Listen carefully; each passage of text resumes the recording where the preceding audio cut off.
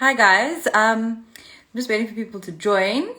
But we're going live regarding financial health. So I know it is a live that I definitely needed to ask all the questions that I wanted to ask. Hi. I'm just waiting for more people to join.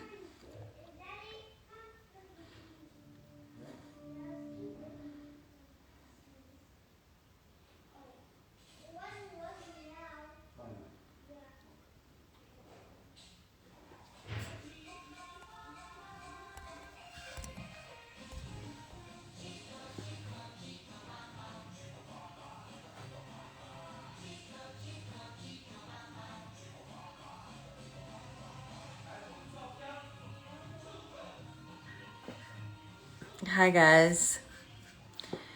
As more people join. Hi everyone that's joining the live. Hi, I hope you guys are having a good Wednesday so far and a good week. Hi. Just saying hi to everyone that's joining. Okay, there we go. And we're going live. So quick one, she's a health advisor, wealth advisor, sorry, I said health, but it should be. Hi, hi. Hi, I just, Keru. How are you? hi. Good in you, good in you. I How was your Wednesday? yeah, but I don't know why. So I'm Sorry? just fiddling with the settings. No, it's fine. Don't stress. Hi, everyone. So this is Yolanda, and she basically is a wealth advisor. I did mistakenly say that you're a health advisor, but I think your finances are your actual health, so that you don't actually have stress. So, quick one. Thank you so much for accepting the invitation to go live with me. I think it's a very much needed topic regarding our finance, and I mean, I know I'm a bad spender. Like, I never save. I just Yeah. never do. So, because I feel like if the money's there and if there's a sale or something's happening, and I'm just like, okay, cool. Like, you live once kind of thing. Yeah. So thank you so much for accepting the live. Thank you so much for coming on here to share your expertise, share your Not a knowledge. problem. And I know that you're big in financial education, which is very Yes. important.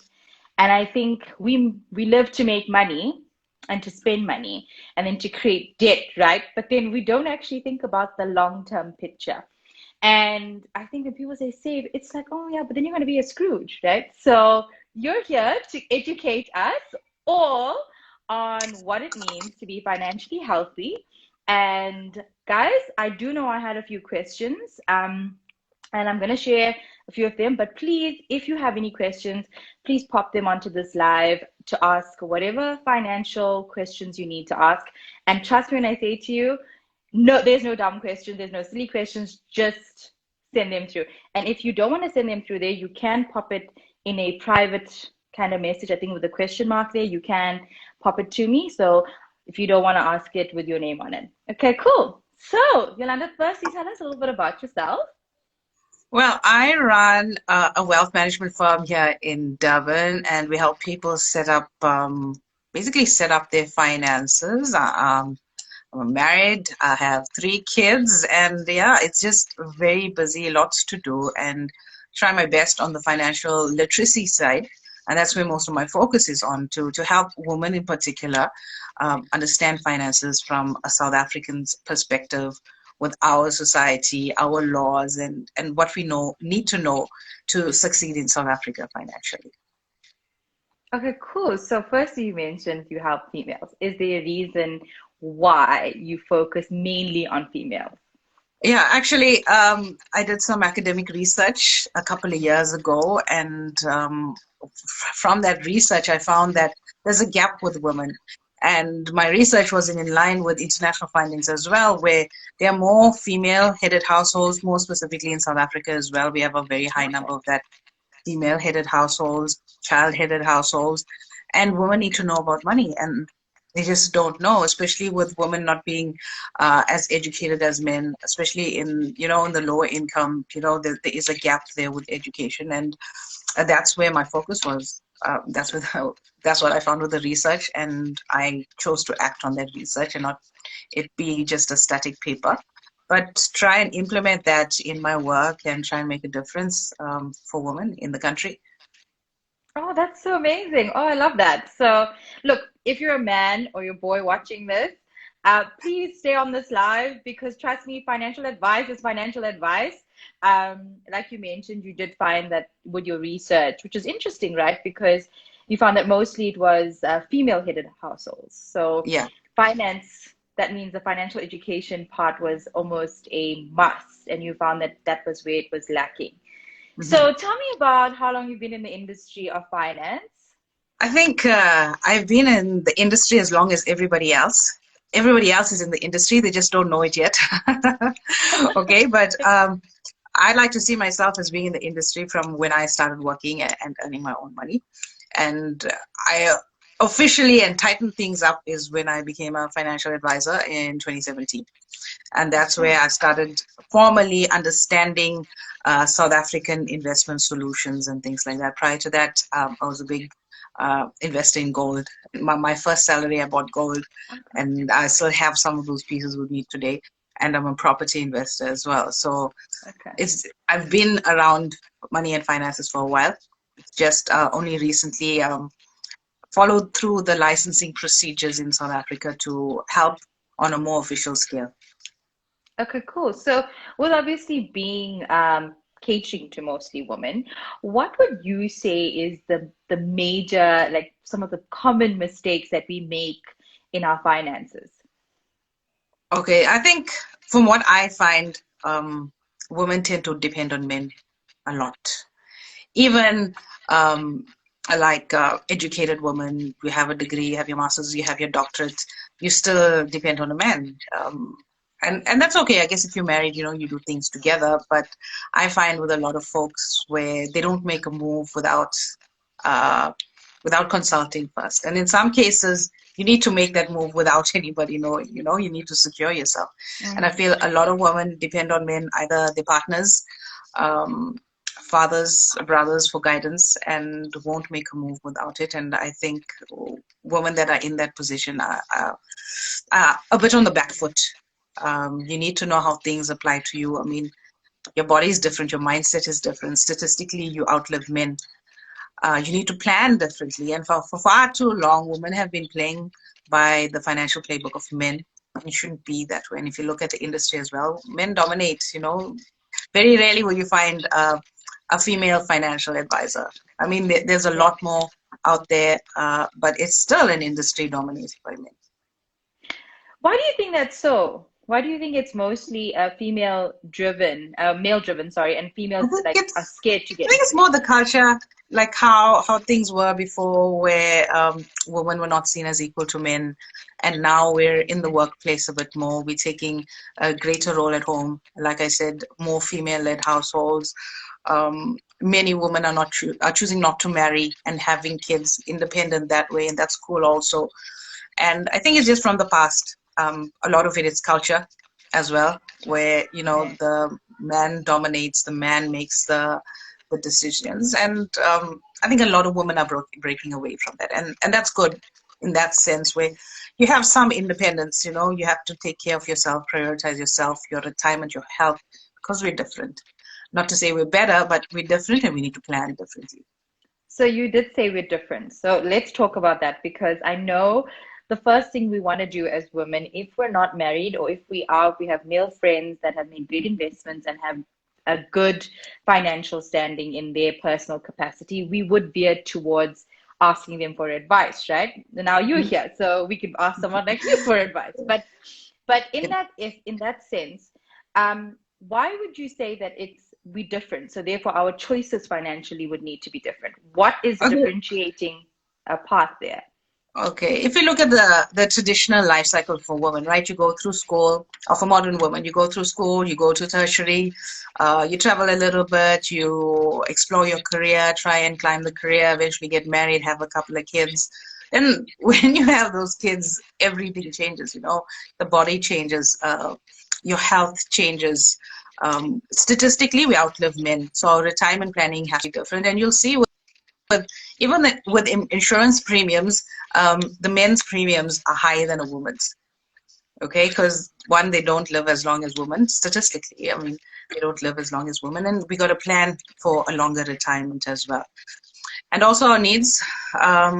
When we have kids, specifically in South Africa, you take maternity leave, and then you don't know what's happening in the office.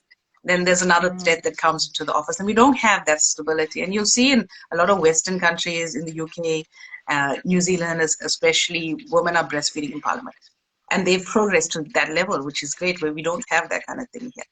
Where if you're having your child, you take your maternity leave, and and when you're a mom, you want to stay at home and spend time with your baby. And then you're forced to go out in the work to secure your positions, your career progression, while your child is at home. So those kind of decisions affect you, and you got to plan for that downtime. And especially if you choose to leave work, some cases you're forced to leave work. Especially if your work is sort of very manual. You can't be pregnant and nursing and doing that kind of manual kind of work. So you got to plan for that. So that is why we're different. Okay, cool. And what in that sense would make a good financial investment or decision to help women in those positions? Because that's probably why women are also feeling like, listen, I really don't have time to have kids right now because I want to have the same playing field as a male counterpart. And look, I'm of the belief that yes, I believe we need to have more women opportunities, more women in all different spaces. I want to see women everywhere. But at the same time, we have to ask ourselves how we also, like you say, when you have kids, how you work around those things. Are the societal structures equipping us with the necessary skills to be able to work and mother and do all of those things? So back to the question, what would you say would be good financial investments regarding those kinds of things that women face? I think the best thing that we can do as women is to plan early, especially if you're younger and you know that eventually you're going to have kids. Maybe not now, you don't know when, but it's in the timeline for you to have kids. You got to plan early for it. You got to slowly be putting money aside and not depend on your partner to be filling that financial gap. When you do have that kind of luxury of having that buffer when you're having kids, you're more flexible. You can easily, you can get some help in the home to help you around all of that. You have the option to maybe set up a home office, obviously depending on the type of career you're in. Set up a home office, especially now with the pandemic. Home offices are a lot more acceptable to employers. So you have that option. I think the main thing is to plan early. There's some amazing products, financial products that are targeted at women, where your downtime, especially during pregnancy, recovery, cancers that affect women, cervical cancer, breast cancer. We have such amazing products in the country. I think South African financial services, we're great. We're in the top in the world when it comes to the products that we have. So you got to look into that as early as you can. Okay, cool. And what is the investment for women who haven't planned? Like, things happen. Nature just happens sometimes. Like in my case, for my first pregnancy, it just kind of happened. What do you do then? I guess it's tough because you're going to have to choose either the career or home, or depends on the work environment. If they're flexible, then great, they are. But if you're in that situation, you got to be really strict how you budget. You can't be lavish with your spending. Obviously, your healthcare needs are a little bit more, but you just have to be disciplined with how the money is spent. How do we get ourselves in financial debt traps? I recently learned the phrase via some research that I was doing on the net, and they were using it regarding countries getting ourselves in debt traps. Actually, they utilized it as part of South Africa's in a debt trap kind of. So how do we now also get ourselves in debt traps without because we feel like we're doing everything right? We get a salary, we get an increase, we get so many things, but what do we do wrong? Like, what is the thing that causes us to get into this trap that we just constantly borrowing money you know? Yeah, I think it's basically keeping up with the Joneses or Candace Armies. You want to keep up with your peers, brothers, sisters. Somebody's driving a 3 series, you want a 5 series, and I think Yeah. that kind of thing it has to stop. Your own happiness, your own peace of mind. Uh, that's up to you. If you want to live that life where you're keeping up with everybody else, you're going to be in that debt trap, especially if your income and your cash flow can't support it. But once you make a decision that my peace of mind is my priority, my family, the people that I have to take care of, my kids, my partner, that's all that matters, and you got to block out the noise and just focus on that. And I think that's the first thing, and the next thing is the financial literacy part. And I know when you say literacy, it's like you're speaking to somebody who doesn't know, but it's not the case. I mean, we know maths, we know English, we know a couple of other languages, we know general knowledge, but it's that financial education is missing, and we're not taught at school. Unfortunately, I know there's commerce Right. courses and things like that in high school, but it's not practical. I mean, we're not teaching kids, high school kids, university students, how to handle money, how to handle debt. In fact, financial institutions go into the university and get these young people hooked on these credit cards, easy entry, especially in the universities, because the professionals are coming out of there. They're going to be earning well in the future, and they give you this low income card where you just go and swipe on your nails and your hair and your drinks, and then that's it. you know you're stuck in that trap, and as soon as you start working, you're in that debt trap. And we got to start as early as possible, and it starts with us training our kids to Yeah. handle money, and it starts with as little as a 10 rand. Tax that to take out a 2 rand. You earn 10 rand, but now you got to pay tax. So it's that Oh, education part and understanding our systems as well, specifically to our country, how debt works.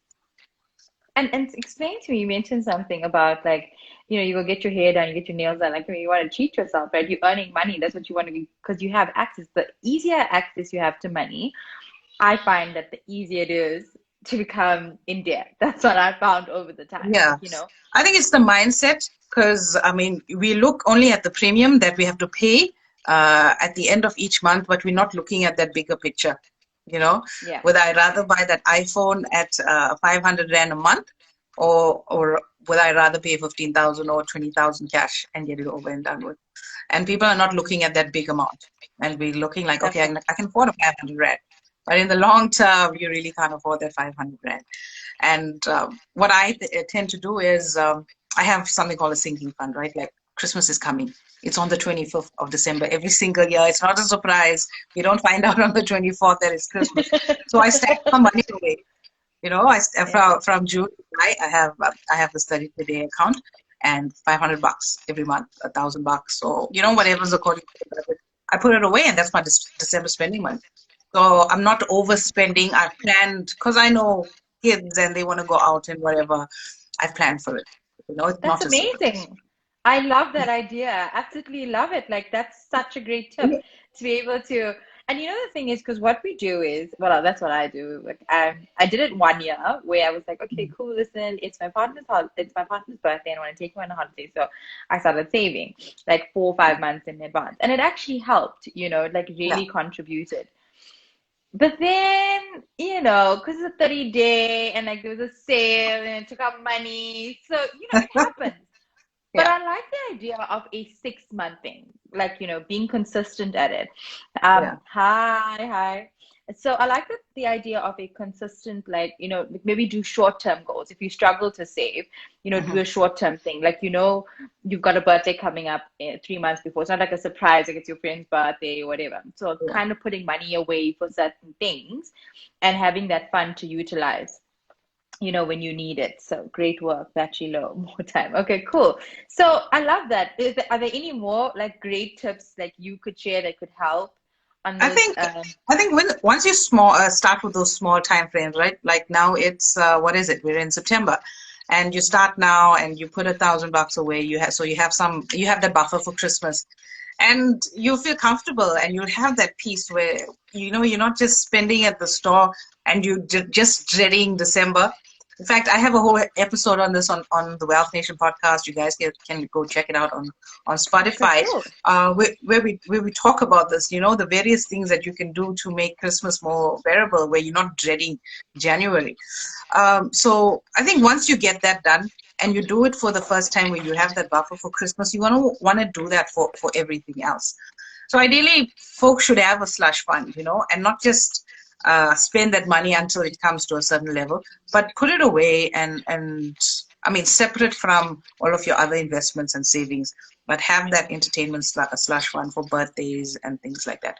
And And all the things the you basic thing is planning, especially your big purchases, your mm. TVs, your iPhones, big holidays. You got to plan for it. Don't just do it on the spur of the moment. I think most of our money problems are not really money problems. They're discipline problems. And Oh, I I can't help love that. That needs to be a t-shirt. Like most of our money problems are not money problems. They're discipline problems. Like I found it. that out recently. I love that. I really do. Cool. Yeah, and it's about understanding instant gratification as well. And I mean, with psychologists, there's so much of teachings on it. I share it with some of my clients, the tools that they need to be using at home, especially with teaching kids about instant gratification. Yeah, I think if you can get the mindset right, because the mindset is going to drive the behavior. And once Yeah. the behavior is right, then you accelerate into the wealth building phase. And you're not talking about things like debt and credit, but you're talking about diversification and portfolios and things like that. That's great because Kriti just made a really cool comment and she said, people are worried about looking rich instead of focusing on becoming wealthy. Yeah. I think that's something because we've seen, and why do you think that? For me, I have my belief that people do that based on what we see via social Yeah. media, what we see our friends have, and we feel like, okay, cool, we need to now have the same thing, or we need to start competing in that way. Competitive Yeah. nature creates the desire to make impulsive choices, right? Yeah. And I think again, it's mindset and it's your own peace of mind. You're living your own life. You're not accountable to folks that don't pay your bills, and you gotta take care of you, your partner, your kids first, and you gotta block out the noise. And it's not saying that you're never going to get there. It's just, You just are you, it's looking at planning what you, and yeah. prioritizing. Planning and prioritizing. Because what we want, you said something so important. You said it's instant gratification. We need that. Like I was so guilty of that also. Like I need to have Yeah. it now, you know. We don't want to wait. And patience is something that we lack. Okay, cool. What are the top three tips in finance that you feel that the top three tips right now? And obviously our economic situation, we're dealing with high unemployment right now. What can people do? You know, obviously it would have evolved. Our financial decision making would have evolved in some way because of the way our financial economic situation evolved. Okay. I think the first thing, although I mean last year and the whole lockdown it brought a lot of diversification, but so many opportunities came from that. I think I made more money in the lockdown than when things are regular because I choose to see the opportunities instead of looking at the devastation. Yeah. I think for folks that don't have an income, you got to work on your cash flow. And cash flow is not getting the job. And I think that's where a lot of South Africans struggle, where I think that the job is the only source of income, and it's not. You got to hustle, and you got to hustle hard. Doesn't matter what degree you have, what title you had at work. If you have nothing now, you're gonna hustle. Honestly, hustle. Don't do anything devious.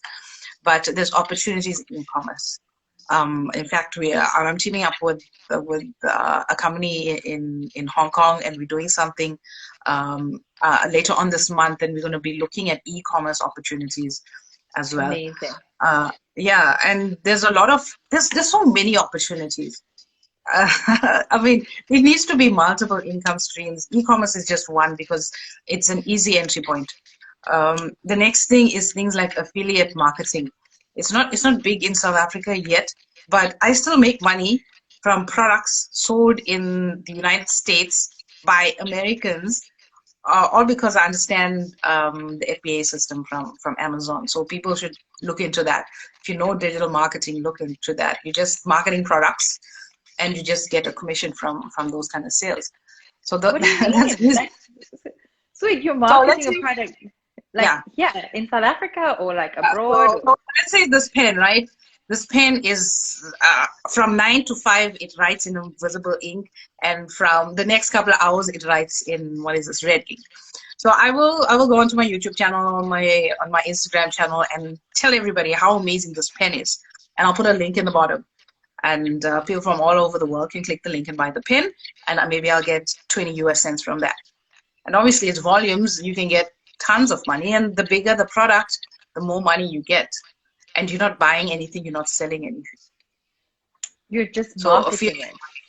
yeah, Oh, you just wow. market. So That's there's just amazing. so many opportunities. It's such an exciting time to be alive. Another opportunity is drop shipping, where again you're marketing the product, but you're also marketing somebody else's product. So you take a manufacturer in China or in India, because India has some amazing products now. You market it, you do a similar sort of video, and you have your e-commerce site, and somebody orders, and only when somebody orders, you make an order to your manufacturer in India or China, and they drop ship it to everywhere else in the world. So you're not fronting huge costs. I mean, you're not making as big a profit as having your own store or anything, but it's an easy entry point. Yeah. Well, that's amazing. I Inspiring. mean, guys, I think if you could share some of the things that you do, possibly, and I can just direct people to go onto your page or those kinds of things. Yeah. Because Okay. Yeah, I think a good starting point would be the podcast. It's the Wealth Nation podcast. It's on Spotify, great, on iTunes, and all of the podcasting platforms. We talk about all of this. Then it's the that's YouTube amazing. channel. It's Financially Fabulous Females. Tons of information on there. Love And then that. it's the website as well, Financially Fabulous Females. But there's tons of information on that one as well. But then there's a separate members section where my clients can go through, and we're talking about finance and strategy from a South African perspective. But that's a clients only portal. But there's still tons of good information in there right now. Great. That's amazing what you said. And someone just had a question for you, actually, Yolanda, saying, do you have to have a large follow base for affiliate marketing, and how do you target customers in the US, No, etc.? it. I think if you want to do affiliate marketing, you gotta understand the basics. I mean, learn how to use WordPress. You can learn it free on YouTube. Understand search engine optimization. In fact, on the Wealth Nation podcast, I spoke to a Filipino chick. I can't remember her name, and she's a master SEO person, and she gave some amazing tips on how to hit those hot words. So when people are searching on Google, your website would come up, and you tell a story all about my little invisible ink pen and how you prank your kids, and you'll find especially a lot of the bloggers from the United States, the recipe bloggers, and they'll give this amazing recipe how to make this easy pizza dough, no knead pizza dough, and they put all the ingredients on there which you can get delivered to your home in under 24 hours on Amazon Prime. So all of that, Oh, different wow. strategies, yeah, different strategies. It's a lot easier over there because obviously they're more developed, but it can work from here. I mean, I'm not making a lot of money. I'm not putting that much effort, but my content is out there and that still brings me money. And I'm not working constantly all the time. Okay, great. Now you spoke about like America has developed Mm. in their economies and their digital sector and all of that. Where does that place us in Africa? Because we there somewhat. COVID kind of escalated it, and I don't like mentioning the word COVID because Yeah, obviously we there's a lot going on yeah, regarding it, um, but we're here now. So digitally, we had like one, well, I could say like one online platform that we could order from. yeah, yeah. Okay, I think they're so big. Even I'm on that platform when if I buy products in bulk, I even just list it on there and I sell it. So I'm in a little bit of everything, but it's very difficult, especially if you're new, because the rules on that platform is very stringent. We're not Mm. at the Amazon level yet. Amazon is coming, so hopefully we can get our way soon. But e-commerce, separate from that one website, right? It's big here, and more people are spending online. And people don't want to go out anymore after a year of sitting at home and not standing in queues and mixing with people. A lot of people don't want to go out. Like, I don't want to go out and carry 20 kgs of dog food. Even when my kids were on nappies, I don't want to be carrying all those nappies and all of that. Just click, click, click, and have it delivered. And especially with the younger people coming to the market. And that's another global trend that we spoke about. A lot of people, younger people are coming in the market. They don't want to go to the stores. They don't want to go to the bank and stand in queues and do that kind of thing. They want to do everything online. So even though, I mean, if you invest in this e-commerce thing, right, you do it now to master it for the next 2 to 3 years. But when that younger demographic comes in, your market is already there. I mean, you're set and you'll be more established and your SEO will be better. So I tell this to my clients all the time, learn it because it'll be a great income generator for you during retirement. Okay, great. So that's a really good advice. Let's talk about, we have a question. What would your advice be on investments like property, bonds, and cash and shares? Property, bonds, cash, and shares. Okay, so property, yeah. So in South Africa, we have listed and unlisted. So the listed property, you can have the REITs. Spoke about this. It's very complicated. Spoke about it on the podcast and on my YouTube channel as well. So you can go check it out there. So I think, yeah, it's really great. And REITs in South Africa pay 70% of rent. So that's really good. Bonds, yes. South African bonds are really nice right now, especially for conservative investors. If you want better interest rates in the banks, bonds are really good. Anything I say on this podcast does not constitute as financial advice. Please speak to your financial advisor. If you don't have a financial advisor, you can reach out and I can help you. So you have to get financial advice according to your situation. So what I'm speaking about on here, it's just for educational purposes only. Okay, No, so thank you for your disclaimer. Yeah, because you don't, people say, now my oh, compliance officer won't kill me. what Yeah, is live? And I got, advice. But yeah, let's talk about property, bonds, cash, and shares, and like what is, a really safer, what's the safest investment? I've always heard property is the best investment. Is this true? No, it depends on you as a person, what your risk level is, how much of work you want to do. If you want to be in property and you don't want to be cleaning toilets and chasing tenants, then a REIT investment would be recommended. So REITs are basically real estate investment trusts. In overseas, whatever the trust gets in form of rentals, mall rentals, commercial rentals, they gotta pass it out to the shareholders of the REIT. So in South Africa, it's 70%. And it's been doing decently. And I was reading an article today where malls in the Platinum Belt in South Africa, in the Northwest and all of that, they're doing very well because there's more money in those kind of areas than the traditional commerce hubs like Johannesburg, Cape Town, and South Africa. Okay. So yeah, that's nice. It's easy. It's an easy entry point if you want to get into property, because when you have your money invested, you're always checking on this REIT. What do they own? Who's renting in those malls? You're interested in that kind of way. Then you can go the traditional way that many South Africans are going through, is buying property and letting it out. I like it. It's hard work. It's not easy. The entry point is high because if you don't have the funds to buy it off through the bond, cash, you got to go to the bond route. But there's some nice laws in South Africa, like the Alienation of Land Act, which allows you to buy property without bank finance. And I found that out a hard way, and I'll tell you the story on another day. But that option is there. Go and look at it. If you're interested in that, go and read up on the Alienation of Land Act. The Alienation of Land Act. Act. Yeah. Okay, cool. I definitely will after this. This was so much of fun. Any financial last tips or advice that you want to say to everyone? Thank you so much for doing this. But I think have a plan for yourself. Set your goals out. Develop a strategy to reach those goals. One, if you don't know much about it, learn about it. There's information everywhere. Don't just learn from one person. Take different perspectives. What are other people doing? And yeah, just plan and learn. Especially if you don't have funds now, plan and learn. If you do have funds now, invest.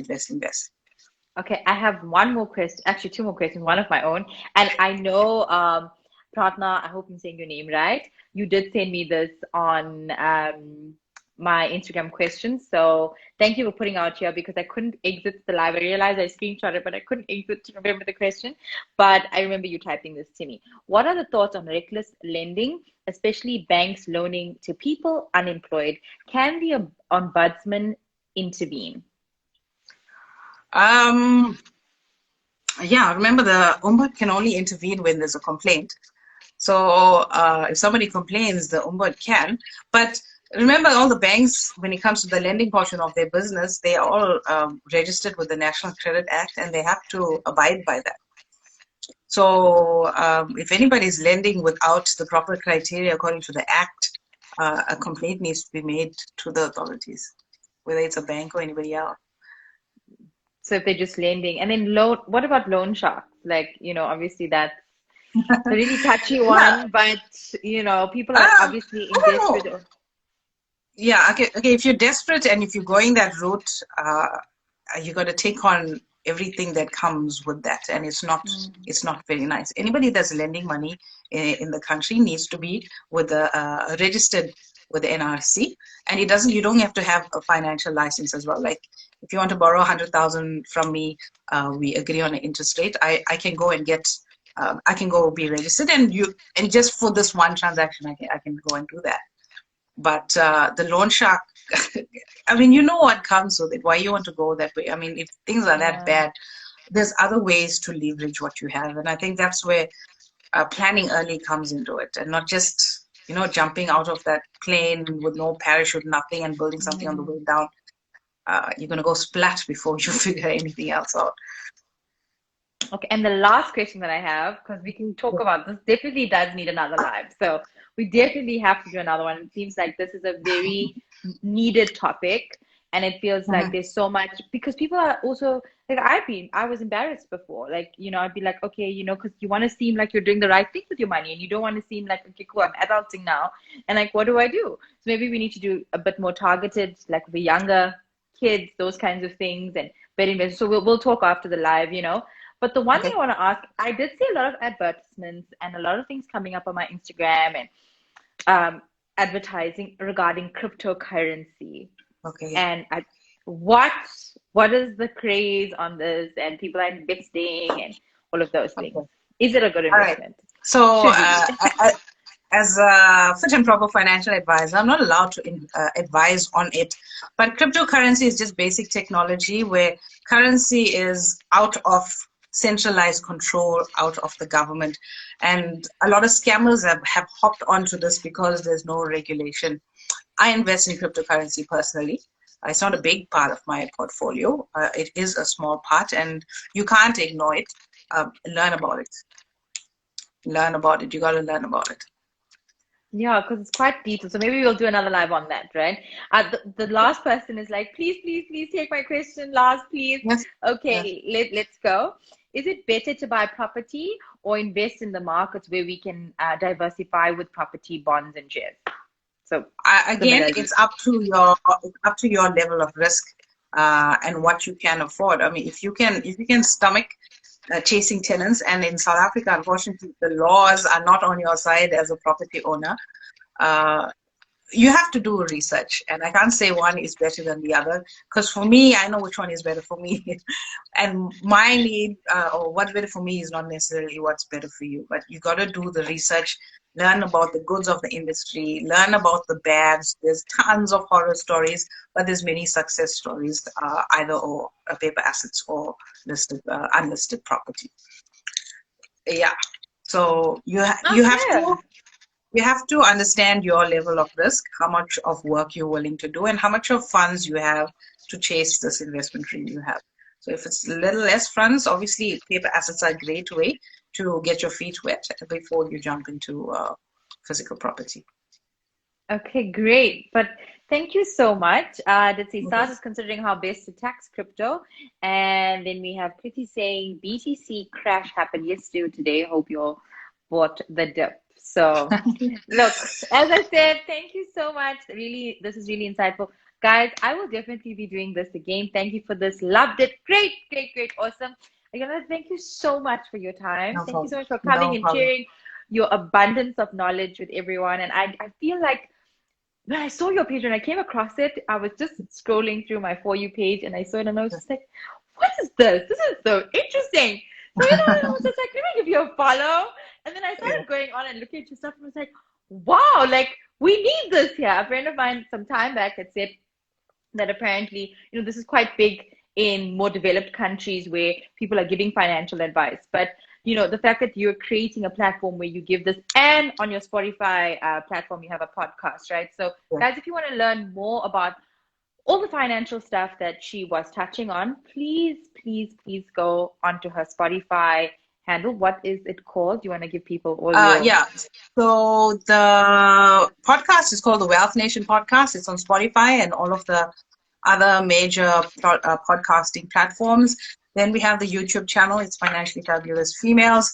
And on my Instagram, on my bio, there's a link there that will take you to tons of free training, free resources that you can download, an investment guide specifically for South Africa, free training on investments, the top 5 investments that you need as a South African, from a South African perspective.